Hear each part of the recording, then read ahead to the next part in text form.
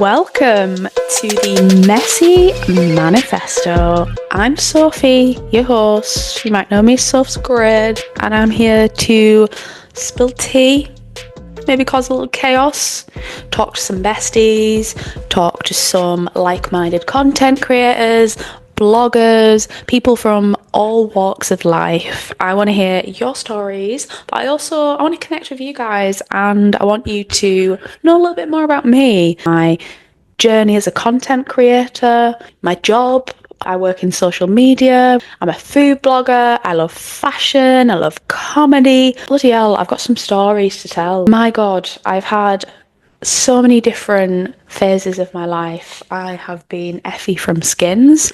I have been, some may say, goth, a chaos queen, a party girl, a 365 party girl.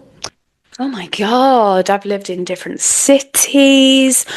I have had some interesting relationships, romantic and friendships, and I've made some questionable choices, and I just want to help people navigate their 20s, because your 20s, I always say, are the trenches, and I'm 30 now. The 30s are a little bit rocky too, but you know what? I've only just turned 30. That's a lie. I turned 30 like 6 months ago, maybe longer. But I just want to share some wisdom with you. I want to yap. I want to chat shit. Chat shit, get banged. That's a bit sus. Chat. It's my yap. So I hope you enjoy my yapping, and I've got some really, really cool guests lined up over the next few weeks. Like, I'm absolutely buzzing to have these people on. So excited. And yeah, I hope you enjoy. I don't really speak very much to the camera. I'll do a voiceover on some videos. And like, my Instagram is very perfectly curated, but I feel like that is very much my comfort zone, like taking nice pictures, and everything's very filtered. And I feel like that is kind of the way social media is. It's fake. Like, it can be, it can be really good. It can be a powerful kind of marketing tool for yourself. But I do feel like this generation that we live in, because we're so fucking heavily embedded in social media, like, I don't think it's very good for people's mental health. Something good that has come about recently and is very popular is podcasting, and you just get to see like the more real side of people, because I do feel like some people would look at my Instagram and be like, she looks like she's got it all together, but in reality, who the fuck has? Definitely not me. Marketing is my job, so I know how to present myself online, but there's a reason why it's called the Messy Manifesto. Like, I do just want to just share like the messy sides of life, and talk about like good, exciting stuff as well. Like, I don't want it to all just be like, oh my God, chaos. And if it's inspiring younger people like in their 20s growing up and trying to navigate your 20s is very fucking difficult. And like, even in your 30s, I turned 30 in July. And I feel like everyone has this idea of when you turn 30 and you're in your 30s, like, you've got everything figured out, and you still don't. Like, you're more sure of yourself, definitely. I think, like, you know more about, especially in, like, dating, what you will and won't tolerate, and in friendships. And I feel like I've learned so many really, really, really difficult lessons throughout my 20s, and I want to share that wisdom, if you will, because Sophie means wisdom. Did you know? I have lived through some shit, like, Jesus fucking Christ. I have had 30 different identities, and if you knew me when I was 20, you don't know me now. If you knew me when I was 25, 26, you don't know me now. Like, I feel like I'm always changing, but to be honest, we all are. Like, also, how cute is this top? It says, my anxiety is chronic, but these tits are iconic. Both of those statements are true. I've started drinking dirty martinis, by the way, and they kind of taste like shit, but I'm getting more into them. But I'm not gonna lie, they are kind of disgusting, like drinking swamp water.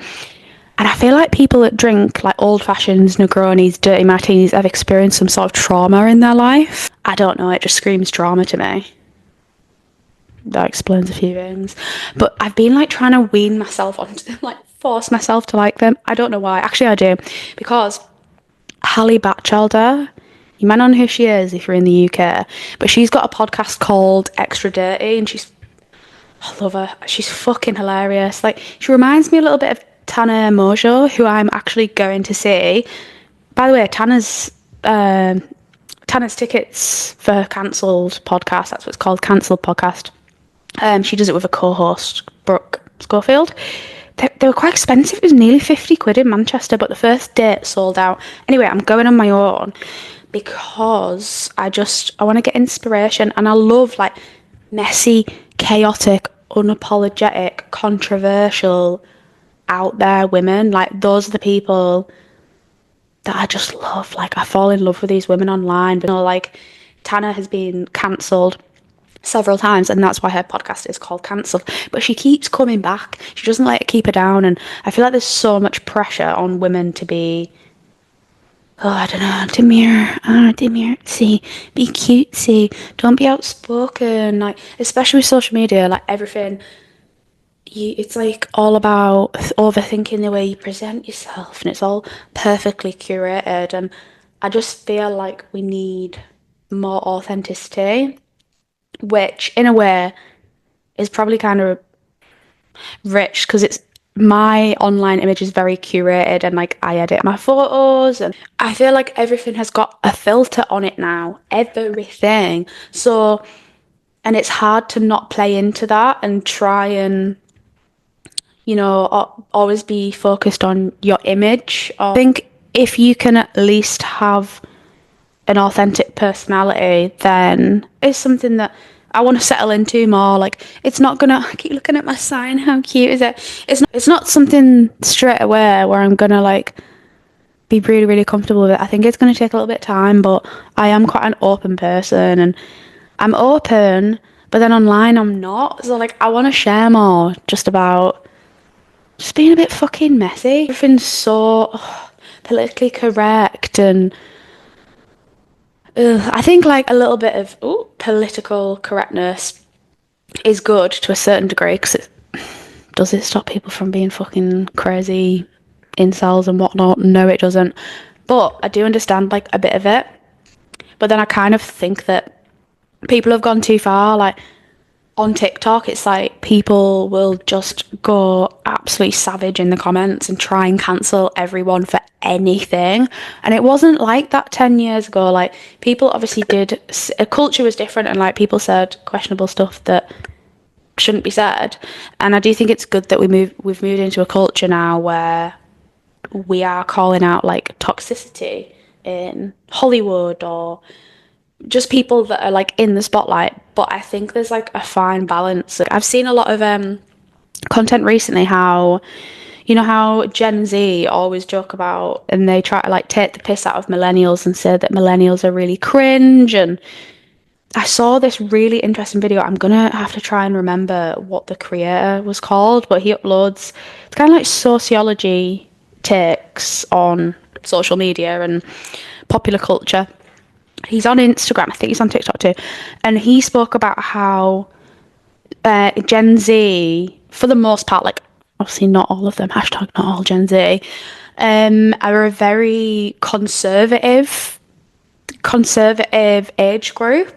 And I do find that quite interesting because, you know, millennials grew up with like the birth of social media and the internet, but I feel like it's heightened for Gen Z because literally from when they were born, like social media, not for all of them, it depends on their age, and like the internet and technology was a lot more heavily embedded into their life, and at a younger age they were more exposed to social media, and you get all these messages about what you should look like. And now it's very normal for people to like literally turn 18 and start getting work done to their face. And on one hand it's like, do what you want, it's your life, it's your body, but that wasn't a thing years ago. Like, don't know, social media, I think I really do think it is doing something to people's brains. And it's a controversial one because literally my full-time job is social media, and I've worked in marketing for 7+ years, and then I'm a content creator outside of that as well. So I'm kind of in the middle. Like, I'm one of the youngest millennials, but then I'm very embedded in like TikTok and Gen Z culture, if you want to call it that. So I kind of see it from both sides. It's a weird time that we live in, and sometimes I kind of just want to unplug, delete all of my social media, unplug from everything, and go and live in a fucking forest and not wear makeup ever again, and just, yeah, just ranting at you guys. No, not ranting, it's just chatting, innit? Like this podcast, I do want it to be very silly and fun, but I also want to talk about important stuff as well without getting too political. More just sociology, social media, and body image, and yeah, largely body image. Like, I studied media at university, and pretty much every essay that I wrote and my dissertation as well was all around like social media, feminism, sexuality, over sexualization of women or girls from like a really young age. And yeah, I feel like that's kind of brought me to wanting to do a podcast. But you know what? I'm actually going to reveal to you. This is really exciting. I have got my first 3 guests confirmed for the Messy Manifesto. So the first one is my friend, and he's also an amazing food blogger, and he's so bloody funny. Like, he's so good on camera, and I love him. I can't wait to have him here. Billy. So his TikTok name, he's got quite a big following on there. His Foodant Billy. So he's my first guest. My second guest, you might have heard of, it's a dating app, but it is in real life. So you have they set up in real life dating events. It's not just a dating app. And I've actually been to a few of them. So the girl that runs their events, she is going to come on the podcast. She's called Laura. She's also a feminist queen, and she's so lovely. I feel like I clicked with her straight away. I met her at the first event that I went to, and I was fucking steaming, like so drunk. And the next day I thought like, oh God, because sometimes I'm a little bit like cuckoo when I'm drunk. And I thought, is she going to think I'm weird? But like, she obviously didn't, because we've become friends.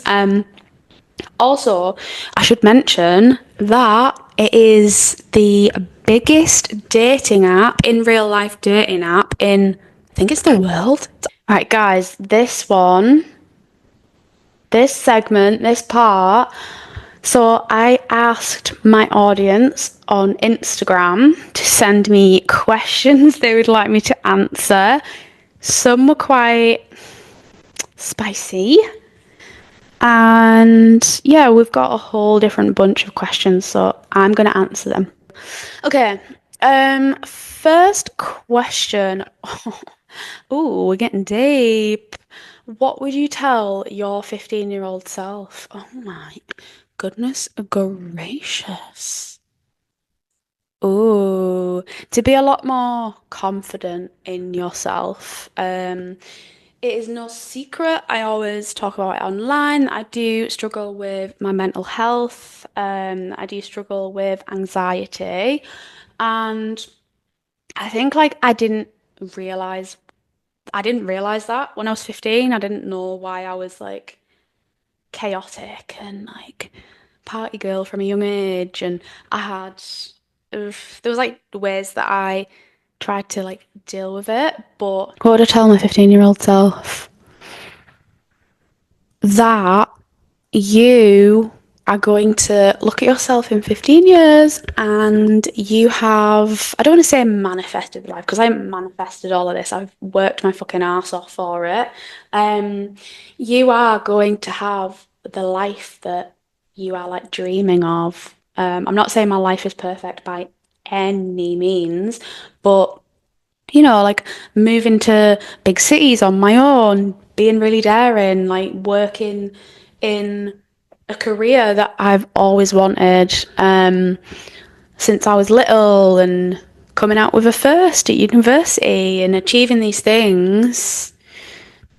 I've made my life sound amazing, haven't I? Oh, only you know the struggles in between. But let's keep going. You are a lot smarter than you give yourself credit for. Right. Oh, God, another deep one. Have you got one big regret in your life? Have you got one big regret in your life? Oh, yeah, like sticking around for too long with people that just weren't treating me well, whether that was boyfriends, like people I was seeing, friendships that weren't serving me, that weren't authentic. But another bit of advice I would give myself or anyone is trust your gut instinct. If something makes you feel anxious, if something doesn't make you feel right, if that's a friendship, if that's a relationship, if that's a job, figure out if that is the thing that is making you unhappy and do something about it. It's okay to cut things out of your life, people, situations, like change. Don't be too scared of change, because change can literally save your life. Biggest red flag in a guy, oh my god, no, I could be here all day. There are so many. There's so many. But I'll give you an easy one. I'll give you a very easy one. If he is following all like naked OnlyFans accounts, like if he's thirsty and his following is just like tits, tits, tits, ass, ass, ass, like you have a problem. If you walked about in the 90s with a Playboy magazine in your pocket and kept getting it out multiple times a day to look at it, people would look at you like you're crazy and that you had a problem. So why is it normal? Why is it classed as normal for guys to be like, you know, fucking lusting, drooling over like sexual imagery all the time? I think it tells you a lot about the way that men view women. Like, are they just image focused? Do they actually care about the person that you are, the way your brain ticks? Or do they just think like, oh, you're a pretty thing to have on the run? Like, no. I've dated many guys like that before, and it makes you unwell. They are the worst kind of guys that you can date. Oh my God. No, don't go anywhere near them. There's other ways to tell. I think it's just a gut feeling. Like, do you actually feel like you can relax around them, or are you constantly like really self-conscious about what you look like? Oh, I need to look pretty. I need to look pretty. Or are you actually vibing? Like, is he interested in your mind and you as a person? Like, you should feel comfortable, and someone shouldn't be constantly setting off your fight or flight response. That's not a butterfly's horn. That is pure anxiety. Listen to your gut instinct. Oh, gut instinct keeps coming up. Worst date you've been on? God, I've been on a few. Jesus Christ. I went on a date with a guy that I shouldn't have gone anywhere near him. Like, again, I wasn't listening to my gut instinct. And I was like, oh, it's just a bit of fun. But like, no, I wasn't respecting myself, even entertaining him. What a little prick he was. Oh my God, like inflated ego. And I went to the toilet and I texted my friend and I was like, I don't like him. Like, he's a prick. He's just said this. But I ended up smooching him anyway. I don't know why. I do actually know why. It's just because I was really drunk and I was like, in my single era, like whatever, do it for the plot.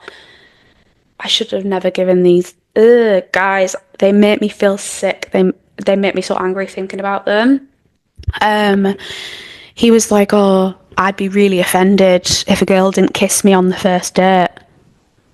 What, are you entitled to my body? Like, I owe you something? What if I take it slow as a person? Like, some people don't want to get with people on the first date, and that's okay. Like, that was really gross, right? And stupidly, I went on like a second or third date with him, and we went to this like really cheap pub, which is fine, but he bought us a bottle of Prosecco, like 15 quid. Thanks. I'm not complaining about the price of it or anything. Like, you know, he doesn't have to do that. But then he was like, are we going back to yours then?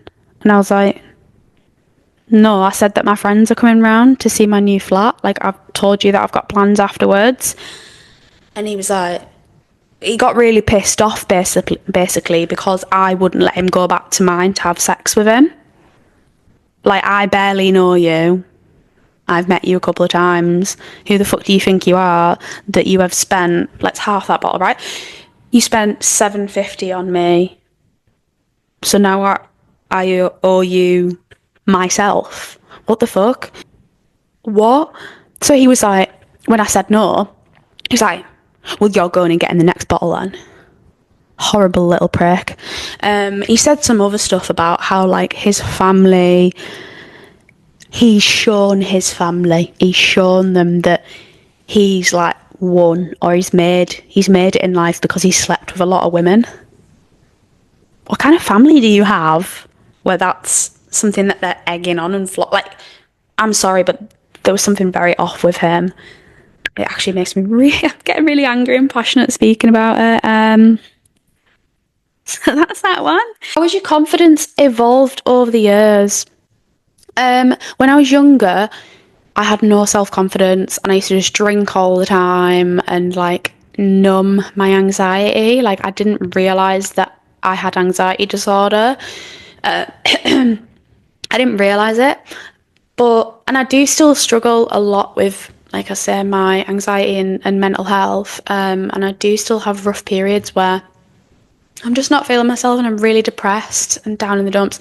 But then the thing is, I'm able to like pick myself out of it more now and allow myself to be kind to myself and to love myself and feel gorgeous and pour some love into myself and get dressed up and feel nice and feel confident and go out. And I would definitely say that it's evolved. I was very scared to pursue my passions and what I wanted to do when I was younger. Like, I had like no self-confidence at all. And I do really, really, really feel like I've come such a long way. Like, it makes me very emotional actually thinking about me when I was younger. Oh my God, all these deep questions. What makes girlhood so special? I actually feel emotional, literally, even speaking about this um, because when I was younger, I didn't have a good group of girls around me. Like, younger, I'm talking. And then, like, the older I got, I really started to, like, gain these, like, solid friends that were females. I think before that, I hadn't been shown that, like, girls could be there for you and, like, this sense of community. And I hadn't been, yeah, do you know what I mean? Like, I hadn't really been shown trust with girls from a young age. So, but now, like, all of my friends are females, and like literally all of them, and I have, wow, like literally I feel like they're my sisters. And in the last couple of years, I have never had such amazing women around me. Like, they pick me up when I'm feeling down. They pour so much love into me. I feel emotional speaking about it. But yeah, as a woman, like, I think we're taught to be in competition with other women sometimes. And obviously, like, a lot of insecurity is instilled in us from a very, very, very young age. And this weird secret, like, do you know what I mean? Like, people say, like, women are bitches, oh, women are too much drama. Yeah, I feel like if you have good female friendships, they're just ride or dies. Like, it's so important. And I think the older I've got, I've really realised that as well. Do you think it's okay to discuss your sex life with others when in a relationship? I think, like, to trusted people, so like to your very close friends, but I don't think you should be sharing it with just anybody, any friends. But if you're like maybe a bit worried about something, then yeah, if you have a trusted friend, definitely speak to them. Yeah. Best tips for flat or house hunting in Manchester for temporary or permanent housing. The housing situation, I think, like, not just in Manchester, but in the UK, like, is ridiculous. Like, it's so fucking expensive to live in Manchester. It's crazy. Like, in Leeds, so I lived in Leeds for 8 years. I've been in Manchester for, I don't know if it's like a year and a half or 2 years now, but Jesus Christ, it's gone quick anyway. Manchester's really expensive. And I lived by myself in the city centre in Leeds for what I pay now for a flat share, and I had a balcony. And I was next to the docks. Like, it's wild living here. I think Leeds has got more expensive. It's just the UK, like everything's so pricey now. And so because of that, it's very competitive to find somewhere nice, I found, to live. So what I would say is just get yourself on multiple platforms. So obviously get in contact with like all of the letting agents, just Google them. But also join Facebook groups like Manchester Renting, Manchester gals who graduate, and obviously get yourself on spareroom.com. But I would say join lots of different groups. So if you want to live in Ancoats, there'll be a Facebook page for Ancoats, or I think you just have to have your eyes peeled in lots of different places. Put stuff on your social media as well. That's what I did. That's actually how I ended up living where I live. Not now, in the last flat. I live in the same building. I had to move flats because I had crazy neighbours. Just because I put something on my Instagram story and I said, I'm looking for a flat, and this girl was like, I'll keep my eyes peeled for you, and she was in a Facebook group and she tagged me in a post.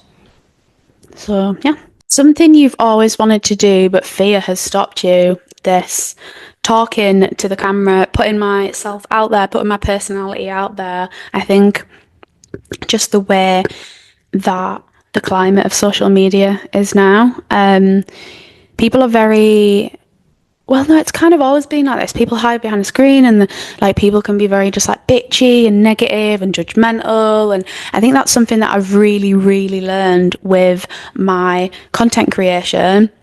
It's like I wanted to do that for years, but I was like, oh no, what if people judge me? What if people laugh at me? What for trying?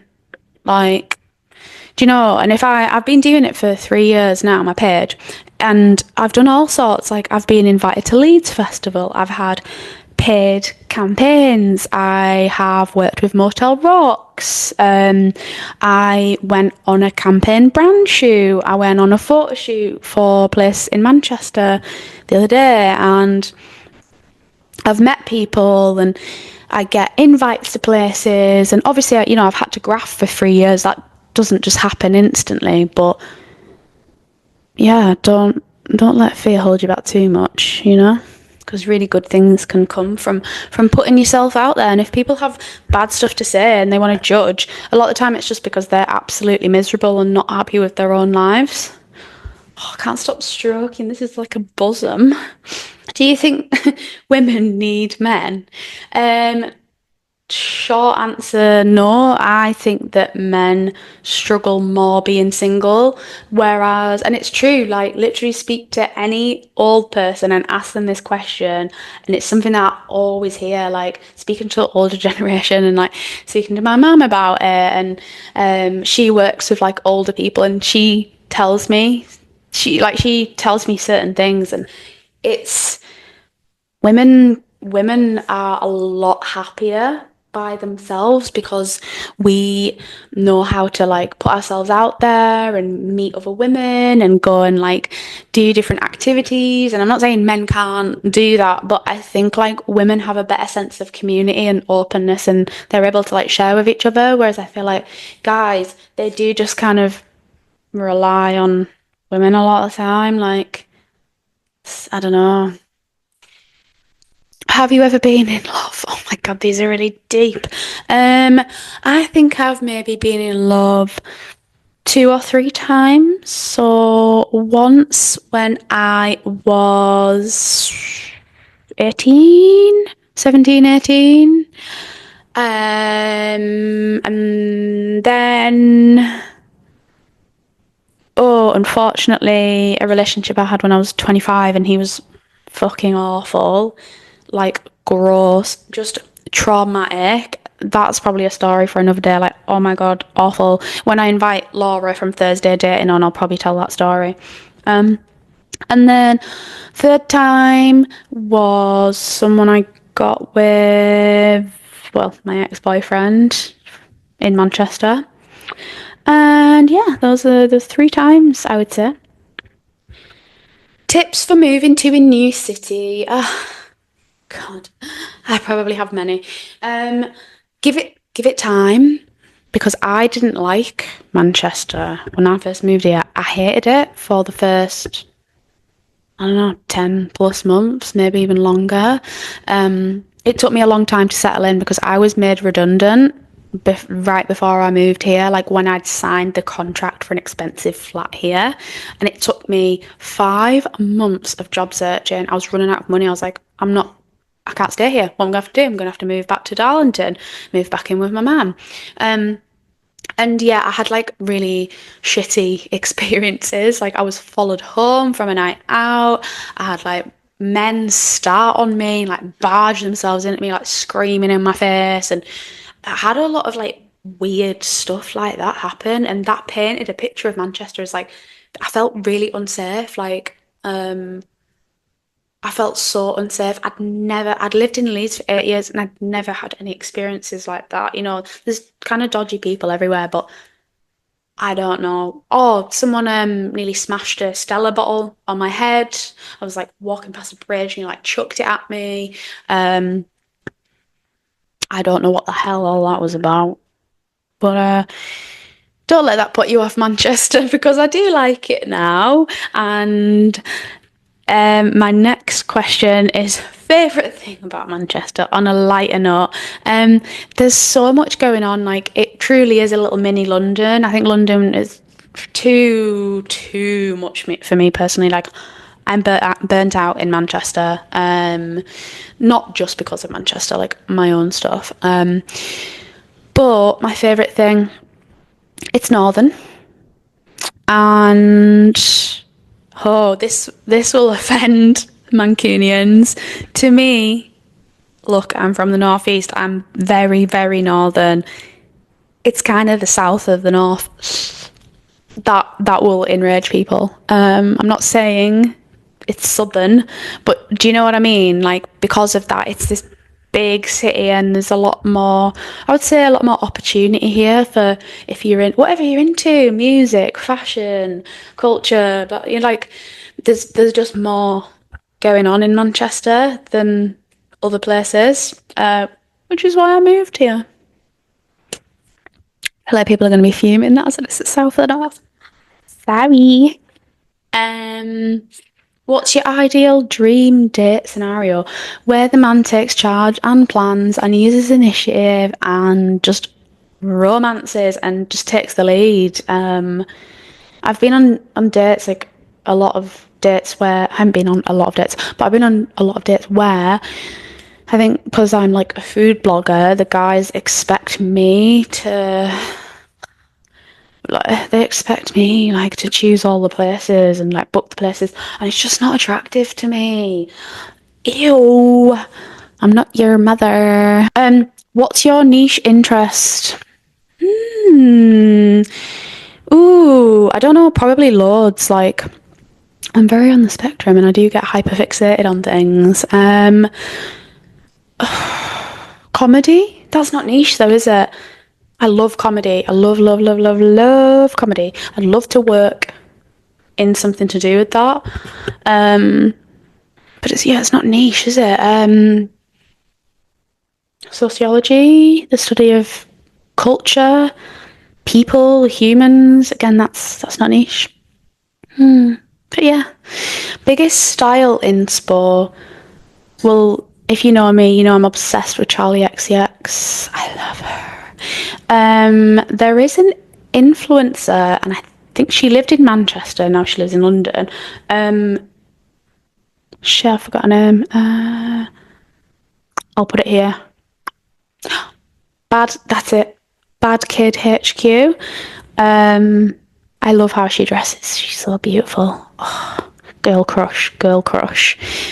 What's one thing you're glad you learned in your 20s? Oh my God, so much. Kind of like similar to what I've said before, but not sticking in situations for too long that aren't serving you and that aren't making you happy, whether that's a relationship, friendships, a job, a city. Like figure out, is your gut instinct, is your intuition trying to tell you something? Is something not quite right? Yeah. What are you manifesting for 2025? Success, Success. I want to work. I want to work more flexibly. Do you know what the dream is? I'd love to have like my own brand or my own company, or I'm manifesting success and money and to not be fucking knackered and burnt out all the time. And I'm manifesting some energy, please, and some much needed rest. What else have we got, divas?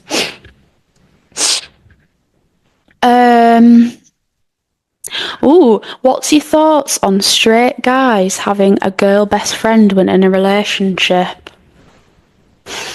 I don't know. Maybe it depends how long they've been friends. Like,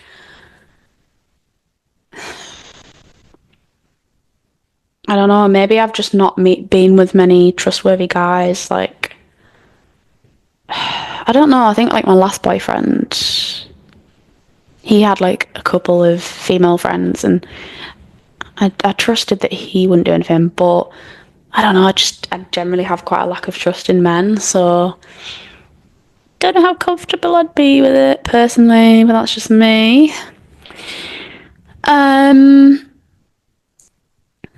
What's your favourite biscuit? Probably like, I don't know, that's really hard. Like, something chocolatey, like, you know, the digestives with caramel in it. They're quite nice. What's your spirit animal? This is so millennial of me, but probably a unicorn. I don't know. Or a flamingo. Because I love pink.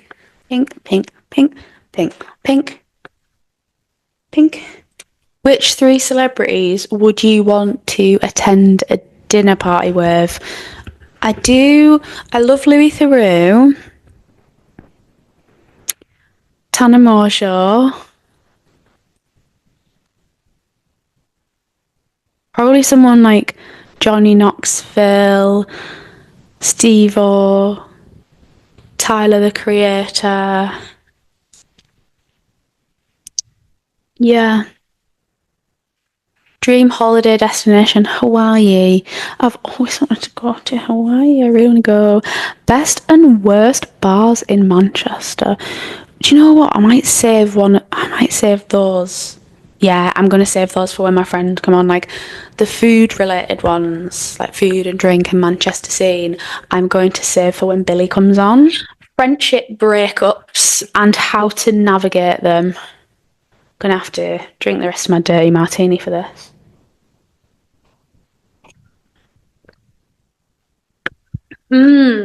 Very good question.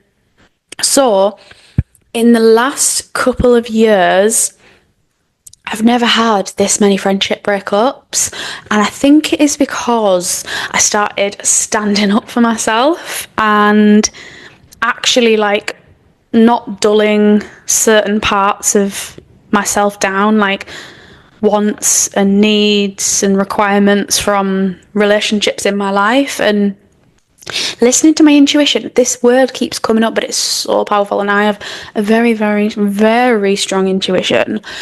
So my therapist tells me. And I know when something's off. And I think like for a while with certain friendships, like I knew that something was off. Like I had a feeling that there was like secret resentment from them towards me, or there was just not a real level of transparency and authenticity in a certain way. And I can read. I know if people like me or not, and I can read certain things, but when you don't have the like actual proof on paper, it's just a feeling, and you're picking up on social cues, and it's little jabs that they make, and you really, again, trust the old intuition, darlings. So yeah, friendship breakups, I think they're needed. Sometimes you outgrow people and you're not compatible. Like you date someone or you're in a relationship, you're not bound to them forever. If they're not your person or they're not making you happy or they're disrespecting you, like why would you stay with them forever? So therefore, why should you stay in a friendship forever that isn't making you feel good? And then how to navigate them. That's a very good question. It's a really, really, really difficult one to answer. But I think you just, as long as you know, if you feel like a sense of relief afterwards and almost, like, yeah, it might make you anxious or stressed that you've had this fallout or you've had to cut someone off, or I think if you listen to yourself and it feels like there's a bit of knew it or like a sense of relief in a way, hold on to that and know that you've done the right thing. And just when you get relationships or friendships out of your life that aren't serving you and they're not right for you, then you really, really, really make way for new ones that are right for you and ones that will lift you up and support you, and you can be yourself and you don't need to second guess yourself. And yeah, that's really what I've learned. Like, I've lost some friends, but I have gained like some of the most amazing people that I've met in my life also. Okay, maybe talk about the content creator scene and how you have navigated it. So I started my page around 3 years ago, and at first it was just like very food focused, and I think it's a good shout to not niche down if you're interested in lots of things, because over the years I started branching off and posting more like lifestyle content, and now I'll do like more, fit checks, fashion, and it takes time is what I'll say. Like, I would compare myself to people and be like, oh, and I still do it as well. I'm like, oh, I don't, my page doesn't look like theirs, or like comparison is the thief of joy, darling. So just keep going, and like sometimes you don't realize who's looking at your page, because a lot of the time I think like, I can't be bothered with it, like, and I won't post for a while, and then I'll receive like a really cool opportunity, and I'm like, oh my god, like that's because I kept going. What's one girly thing that you were told to be embarrassed about, but now wear like a badge of honour so much? And that's such a good question. That is from my bestie April. So much. Just embracing the colour pink and dressing girly and leopard print and plaits in my hair and channeling my girliness through like fashion, and also pairing that with having quite a like typically not feminine sense of humor, I would say, like a dirty kind of dark sense of humor, but then I like look really, really girly. I don't know, it kind of just feels like I am claiming my femininity, and I'm showing that women are multifaceted as well. Like, just because I like to put bows in my hair and put a bit of red lipstick on, like, doesn't mean that, oh my god, I'm so girly, I'm just a girl. Like, I do say that as a joke. Like, I literally have a t-shirt that says like, I'm just a girl, but like, it's to be funny. If lad culture had a theme tune, what would it be? It's coming home, it's coming home, it's coming, football's coming home. Be something shite like that.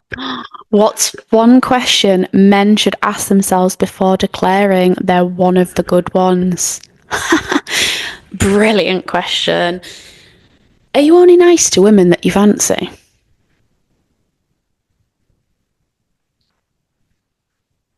Do you pick up on social cues if women feel uncomfortable around you? Do you keep repeatedly sliding into their DMs when they're ignoring you? Take a hint, they're trying to be nice. If feminism had a mascot, what would it be and why? A giant vulva with eyes on it and like pink lips, lips upon lips. Have you seen Big Mouth? It'd be like a character from Big Mouth. What's one question men should ask themselves daily to be better allies? Am I comfortable and confident enough, like calling my mates out if they're being creepy towards women or putting women down? Like, do you view women as equals and you think they should have equal opportunities? If you could make one annoying men's habit illegal, what would it be? Not hashtag not all men are guilty of this. Not reading women's social cues and realizing when they're not interested and being a fucking pest. Like, stop. It's called emotional intelligence and emotional awareness. Develop it. Oh my god, guys, stop. If your ex described you in three... This is April, you've given me so many fucking good questions. If your ex described you in 3 words, what would they be and how wrong would they be? Oh my god. Probably toxic, because that's like a classic thing, isn't it, when men don't have proper self-awareness and they like do shit that is disrespectful, and then when women retaliate or get upset about it or annoyed about it, they're like, oh, she's crazy, she's fucking toxic, what a psycho. Like, if you had the self-awareness, you'd realise why someone is upset by your actions, but they're like, oh, I don't know why she's being such a psycho. So probably like psycho and crazy.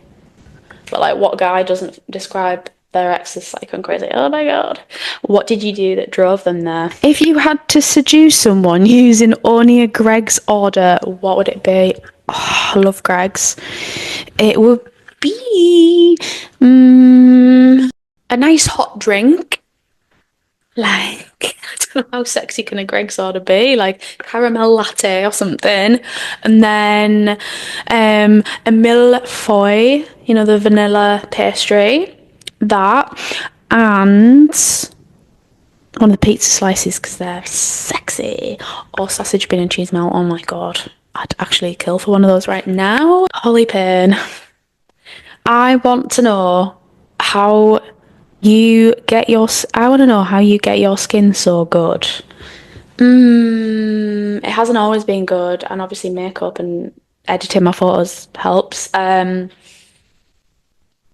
Better skincare.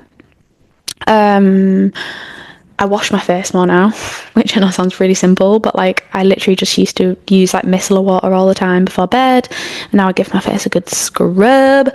I have more makeup free days, and trying not to like touch and pick my skin as much. I want to know, how is your body so good? Is it genetics? Polly, shut up.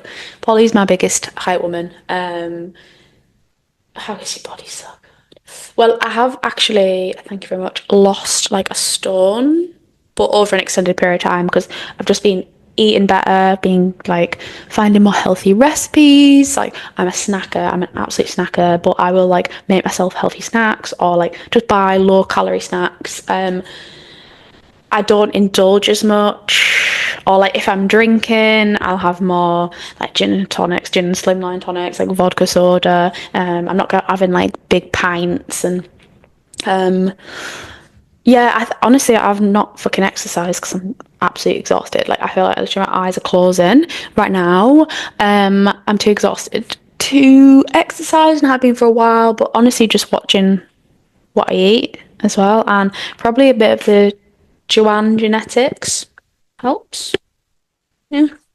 I want to get more toned though. I do want to go back to the gym. Let's go deep. Have you ever been in love? Yes, I answered that maybe 3 times. Where do you see yourself in 5 years? I want to be rich. I want to be rich. I want to be rich. I want to be financially comfortable. I don't want to have to worry about job security. And yeah, I just want to enjoy like what I do and enjoy my career. What's the worst trip you've taken / best? Well, I did really enjoy Budapest. Like, I decided to travel on my own and I got really ill. I got COVID before it and I did get better on the test, but I had long COVID. I had to take time off work. I was fucked for like a good few months. So that was pretty annoying.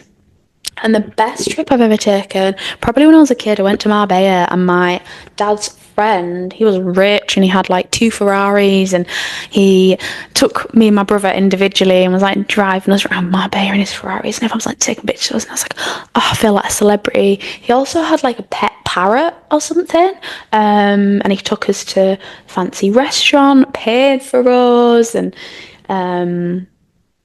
we stopped in, I think, was it one of his properties? I don't know, but that's pretty fucking cool. I was really young. I must have been like 11 or 12 or something.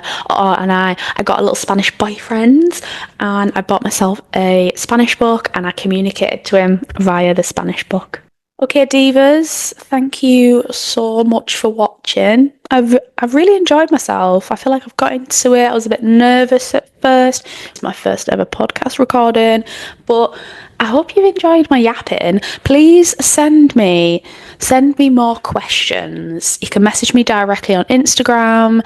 You can comment. You can let me do the YouTuber thing, right? Put your comments in the comment section down below. Subscribe. They always put it up here, don't they? Oh no, you subscribe. I don't know why I have to do an American accent. But yeah, follow me on Instagram, follow me on TikTok, subscribe to my YouTube, and just stay for all the tea. Bye, divas. I don't know, divas.